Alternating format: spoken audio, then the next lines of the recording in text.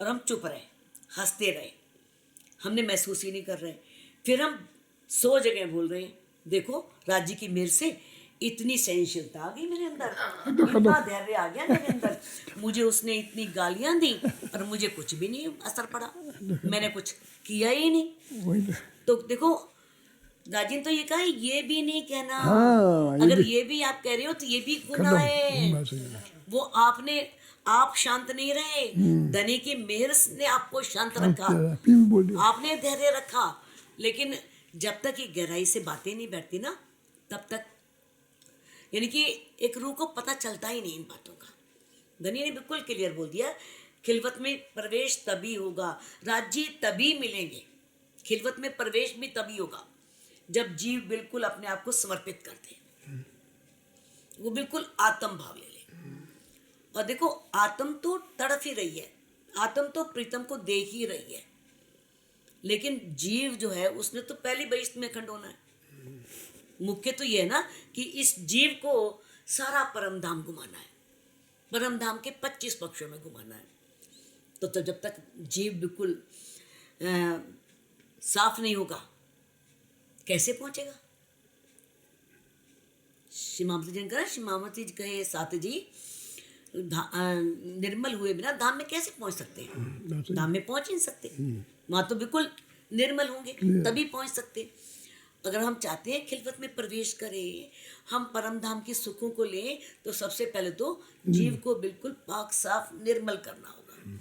और ये पाक साफ निर्मल होगा कैसे जी, ये पाक साफ निर्मल तभी होगा जब हम चितवनी में लगेंगे, ध्यान में लगेंगे, क्योंकि हमारे जीव के ऊपर कई जन्मों के संस्कार हैं। हम बैठते हैं चितवनी में और मान लो 15 दिन बैठ गए, 20 दिन बैठ गए, कुछ दिखा ही नहीं, महीना बैठ गए, चल 2-3 महीने भी बैठ गए, कुछ ही नहीं दिखा, तो कहते हैं अरे हमारा तो टाइम खराब चल रहा है, क्या फायदा बैठने का, इससे बढ़िया तो माला जाप कर लो, तारतमी पढ़ लो, मेर का सागर ही पढ़ लो। लेकिन नहीं, गीता में जब अर्जुन ने कहा था ना कृष्ण जी से कि भाई कोई व्यक्ति है वो योगी बनने निकला, और ना तो वो योगी तो बना ही नहीं, तो ना वो दीन का रहा ना दुनिया का रहा। जैसे आकाश में बादल आते हैं, हवा चली और बादल तितर बितर हो गए, इधर उधर हो गए,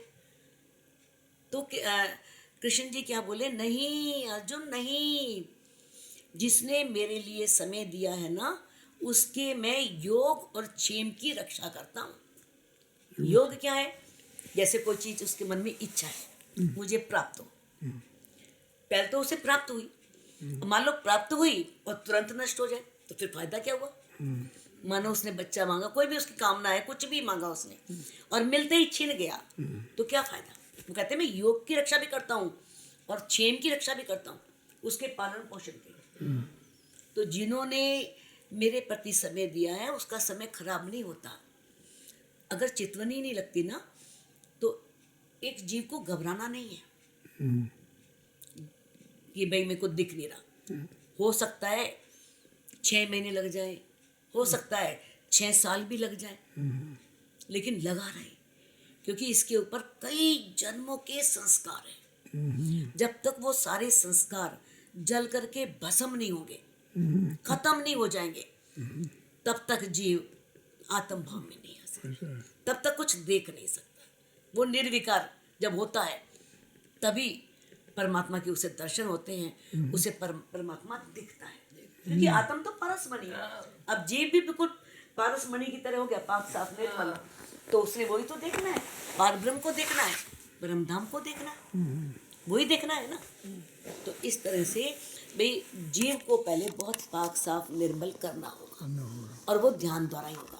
कहा है ना, समाधि निर्भूत मलस्य चेसो निविशितस्य आत्मनि यत् सुखम भवेत् न शक्यते वर्णितुम गिरा स्वयं अंतःकरणेन अनुभूयते। समाधि में क्या होता है, जब हम ध्यान लगाते हैं ना, जैसे आप अग्नि जलाते हो, अग्नि में कोई एक लोहा डाल दो, जंग लगा हुआ लोहा है, बिल्कुल जंग लगा है उसके ऊपर, वो लोहा डाल दिया अग्नि में, तो अग्नि उसे अपने जैसा बना लेती है, लोहा लाल होता है एकदम, दहकने लगता है। तो ऐसे ही एक जीव के अंदर जो विकार हैं वो जल करके भस्म होते हैं, तभी तो वो अपने अंतस्करण में, अपने आत्म में उस परब्रह्म परमात्मा के दर्शन करता है, उस परब्रह्म को देख पाता है। क्योंकि आज समाधि निर्भूत मनस्य चेसो, इस चित्त के जो हमारे जीव के संस्कार हैं, जो दोष हैं, विकार हैं, ये जब जल के भस्म हो जाते हैं ना, तभी तब उस समय आत्मनि यत् सुखम भवेत, आत्मा में जो सुख मिलता है ना, जो आत्मा को आनंद मिलता है, उसे वाणी के द्वारा वर्णन नहीं किया जा सकता। उसे तो स्वयं अपने अंतस्करण के द्वारा ही अनुभव किया जा सकता है।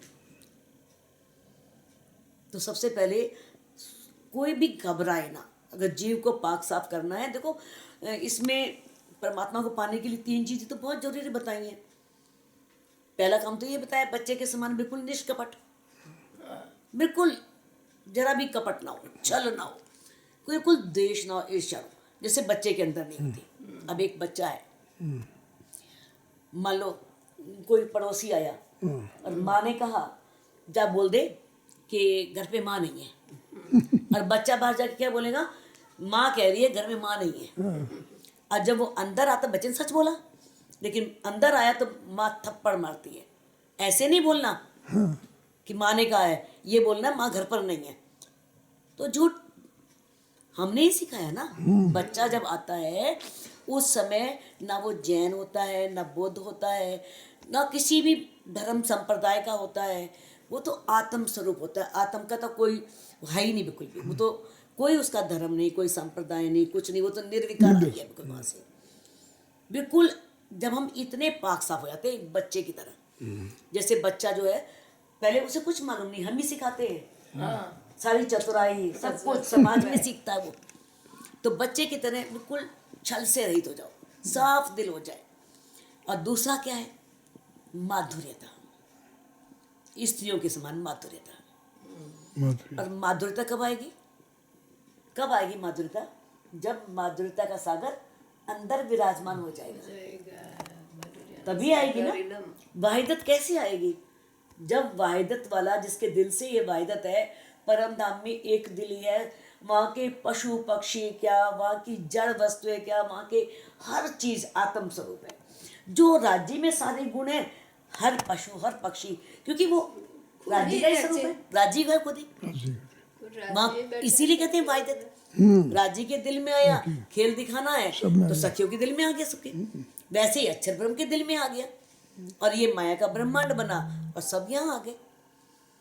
तो सबसे पहले तो ये जरूरी है कि अपने अंदर माधुर्यता रखे, मीठा, मेरे मीठे बोले साथ हुआ तुम्हारा काम, प्रेमी में मगन होइयो खुलिया दरवाजा धाम। एक तो मीठा बोलो और एक अपने अंदर प्रेम रखो, सबके प्रति प्रेम, ये नहीं अपने परिवार वालों के प्रति, जो भी आ रहा है ना उसके प्रति हमारे अंदर प्रेम भावना हो। कहता है ना, उदार चरिता नाम तू वसुदेव कुटुंबकम। जो व्यक्ति उदार चरित्र के होते हैं ना, उनके लिए सारी पृथ्वी ही कुटुंब होती है। जितने भी देखा होगा ब्रह्ममुनि होते हैं, परमहंस होते हैं, कितने पहुंचे हुए होते हैं, उनके लिए किसी में पक्षपात नहीं होता, कोई अंतर नहीं होता, वो सबको एक भाव से देखते हैं। अगर मान लो थोड़ा कोई अंतर होता भी है ना, होता है, किसी को बहुत चाहते हैं तो उसका जीव है, वो जीव करता है, उसका जीव इतना अच्छा है कि वो उधर लग रहा है तो है, हाँ, जीव के ऊपर है ना। जीव कर रहा है, तपस्या कर रहा है, जीव आगे आना चाह रहा है, जीव धनी के लिए तड़प रहा है, तो उस जीव को तो मिलेगा ना, बहुत कुछ मिलेगा उस जीव को, तो मिलेगा। और तीसरा क्या है, पुरुषों के समान धैर्य। हम धैर्य खो देते हैं, साल भर बैठ गए, नहीं कुछ मिला, छोड़ो पर क्या चितवनी में रखा है, अरे हमको नहीं दिखे, तुम्हें क्या राज्य दिख जाएंगे, छोड़ो, नहीं करनी। सेवा पूजा करो, सुबह सेवा करो, 5 टाइम सेवा करो, राज कर जाओ, परम धाम पहुंच ही जाओगे, है ना। लेकिन धैर्य रखो, धैर्य रखोगे तो राज्य तो मिलेंगे ही मिलेंगे। वो आए किसके लिए, ब्रह्मात्माओं के लिए, ब्रह्म सृष्टियों के लिए। राज्य ने तो वाणी में कह दिया है, हमें घबराने की जरूरत नहीं कि हम ब्रह्म सृष्टि हैं भी या नहीं है। मान लो हम मन में सोच ले पता नहीं हम ब्रह्म सृष्टि है भी नहीं, पता नहीं हमारी निस्बत राज्य से है भी कि नहीं है ना। निस्बत के बारे में भी सोच लेते हैं, ये भी सोच लेते हैं। लेकिन धनी तो वाणी में ये कह रहे हैं कि जो कोरे से कोरा जीव भी मेरे को प्रेम से रिझाएगा, मेरे ऊपर समर्पित होगा और इस मार्ग पे चलेगा, तो उसे भी योग माया के ब्रह्मांड में पहली बहिष्ठ में अखंड हो जाएगा। तो और क्या चाहिए? पहली बहिष्ठ और क्या चाहिए बताओ? मान लो हम नहीं भी हैं तो हमारा जीव तो योग माया के ब्रह्मांड में जा रहा है ना पहली बहिष्ठ में, और फिर जीव को तो परम धाम दिख रहा है, राजी दिख रहे हैं ना।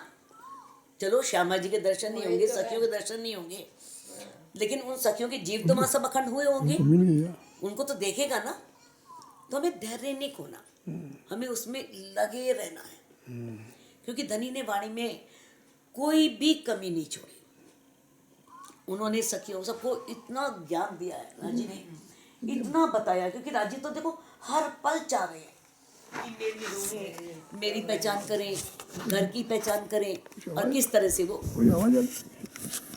धनी को पाले। तो अगर हमें धनी को पाना है तो हमें वाणी में कई हुई बातों पर चलना ही पड़ेगा। अगर हम कहते हैं ना, कोल अंग में आवही तो फैल को ना ही बेर, फैल आए हाल आइया ताकि नजरों नूर जमाल। भाई अगर हमारे अंदर मतलब मान लो हम चितवनी नहीं कर पा रहे या हम रहनी में नहीं आ रहे, इसका मतलब राज्य की वाणी की बातें हमारे अंतस्करण में नहीं आ रही। सिंधी में कह ही दिया ना इंद्रावती जी ने कि राज्य ऐसा लगता है कि भाई ये जो सारी बातें हैं वो हमारे आत्म के हृदय में अंदर बैठी ही नहीं, मैं हमारे अंदर उतरी ही नहीं है। अगर हमारे अंदर ही बातें उतर जाएंगी ना, फिर एक रूप धनी के बिना नहीं रह सकती।